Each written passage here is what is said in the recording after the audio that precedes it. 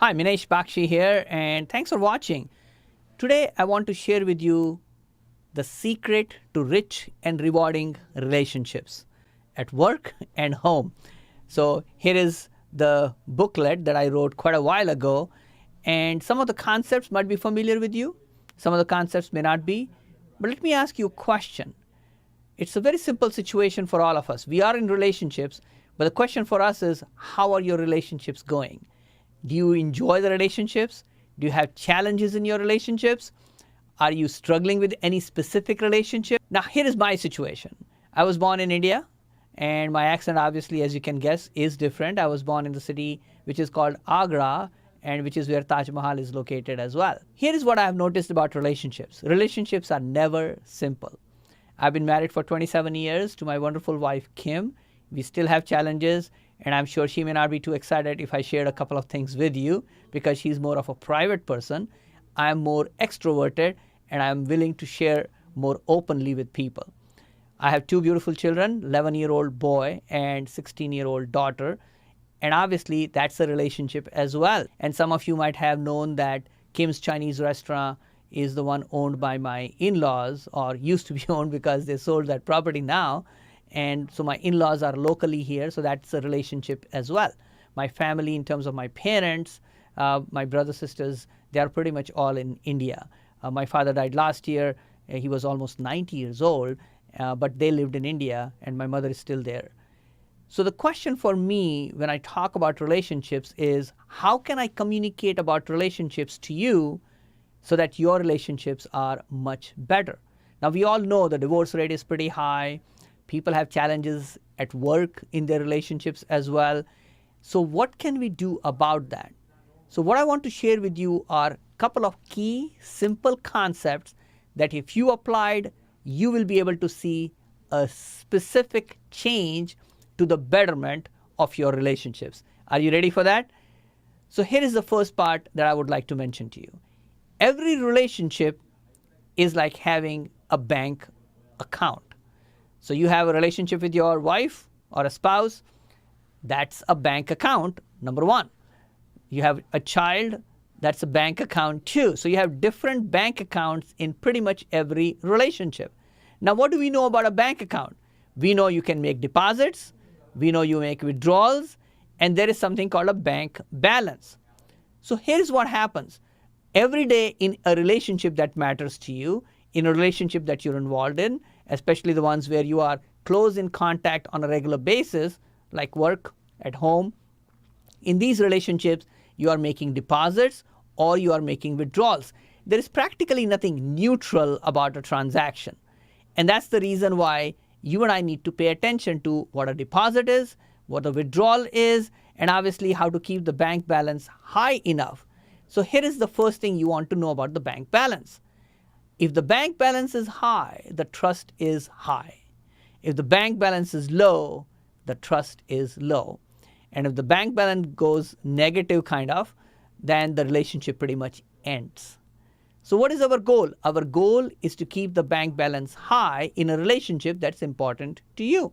Suppose you are in business and you have a client and you want to make sure that the client is going to be supporting your business for a long time.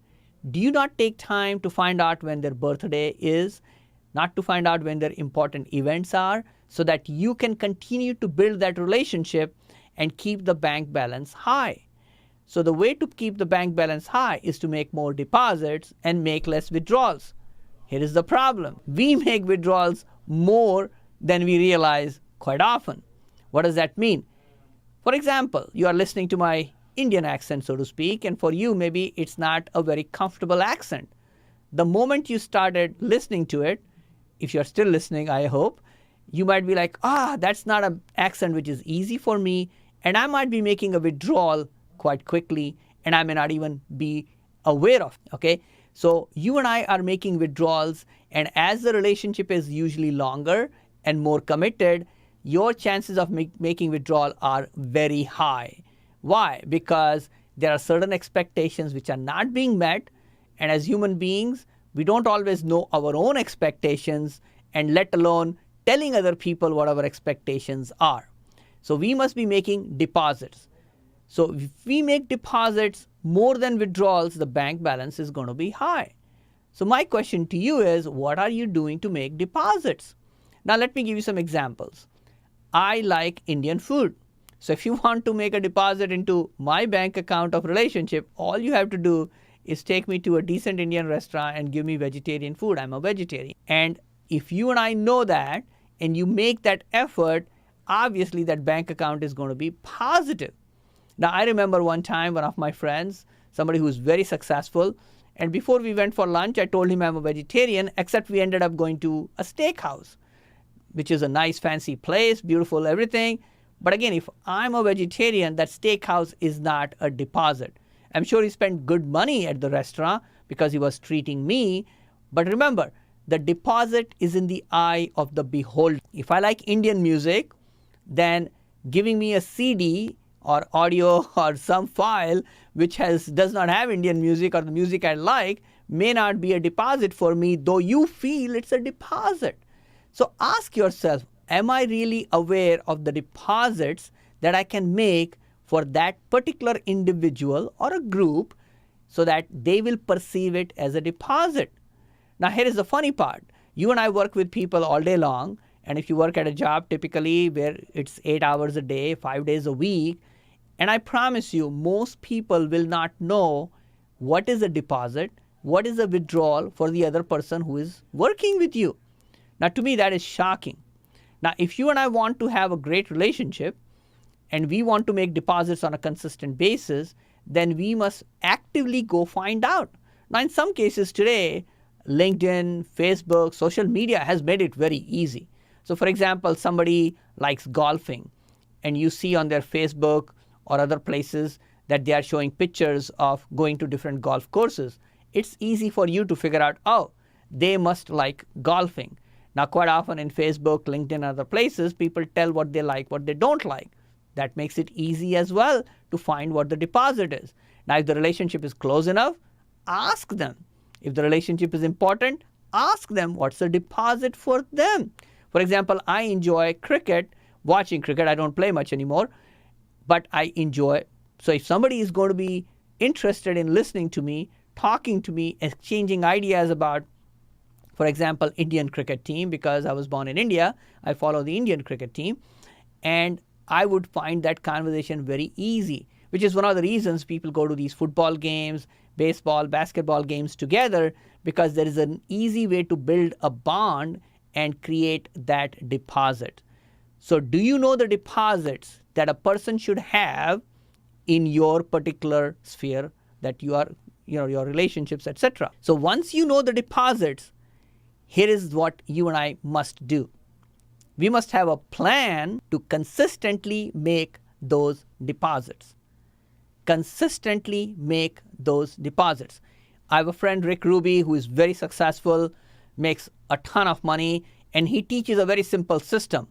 He says, make a list of 40, 50 VIPs in your life, in your business, and make a plan to make deposits on a consistent basis, whether it is monthly, having events, whether it is calling them on a consistent basis, sending out cards, etc.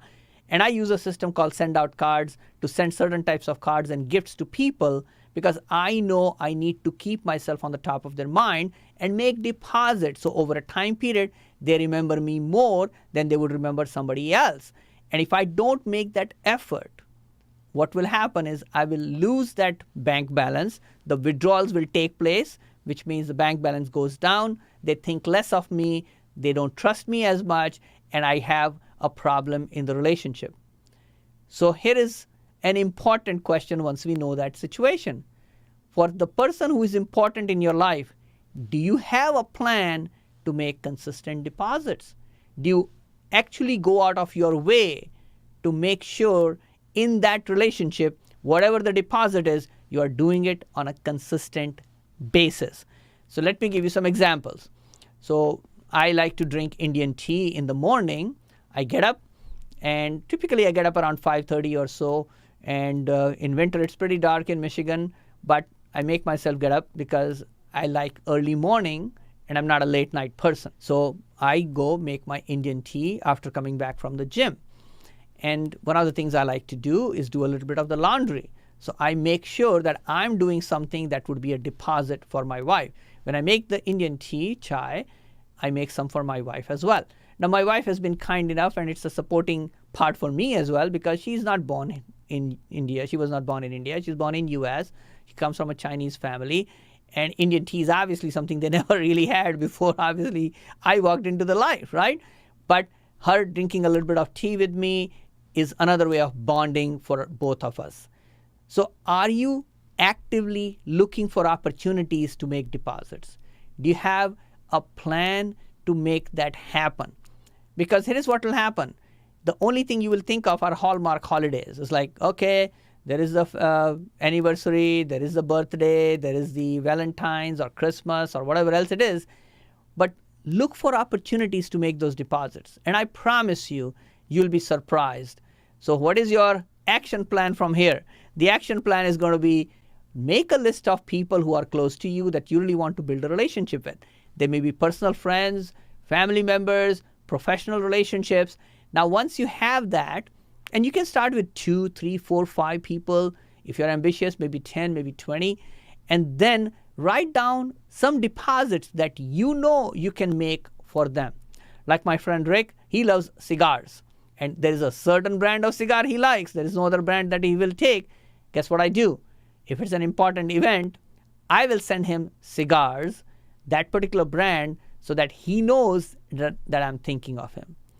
You have to seek opportunities to make deposits, because if you and I don't, it's going to be hard for us to be able to benefit from that relationship. And in case the withdrawals outweigh, then the bank balance goes down, the trust goes down, and over a time period, that relationship becomes bankrupt. And a lot of people wonder why relationships don't go well. Very simple. If you have a plan to be in good health, you go to gym, exercise regularly, eat properly. To keep relationships healthy, you must find out the deposits. You must make an effort to make deposits and become conscious of the withdrawals that you make. And over a time period, that relationship will be healthy as well. So once again, The Secret to Rich and Rewarding Relationships is a great, simple read. And if you are interested, just let me know, and I will forward the link to you to download for free. And it's just an easy read, a concept I found out from Stephen Covey's book, 7 Habits of Highly Effective People. And I love sharing this with people because, to me, a lot of people feel relationships are a mystery. But if you do the basics on an ongoing basis, you can enjoy much better relationship. I don't say that anybody's perfect. I'm far from it. My wife can tell you all my flaws, but at least I'm still married after 27 years, and I love to spend with my wife. She's my best friend, and I love spending time with my children who we homeschool as well. Thanks again for watching. Have a great day.